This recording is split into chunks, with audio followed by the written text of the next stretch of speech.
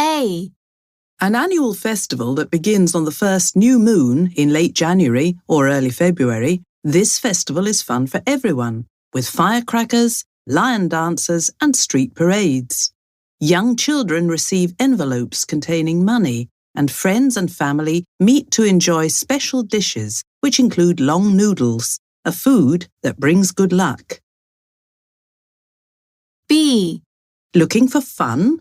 Come to the land down under to enjoy the sun, the sand, and the sea. Watch as artists work to make beautiful sculptures out of tons and tons of sand. The festival lasts for 3 months, so come for a weekend, or come for the whole summer. C. Messy, but very good fun. This festival takes place every year on the last Wednesday of August. Tourists and locals alike take to the streets where for 1 hour they take part in a strange fight with tons of tomatoes. D. If you're looking for a celebration that is simply out of this world, this is one that you cannot miss. The festival lasts for 4 fun-filled days every year in July. Why not get dressed up and participate in the alien costume competition?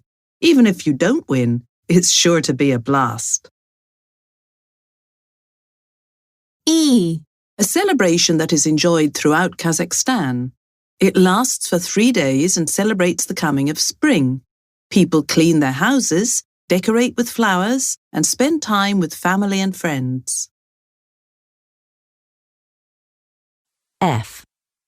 A festival that can be enjoyed by both Native Americans and non-Native Americans. People come together to sing, dance, and honor Native American culture.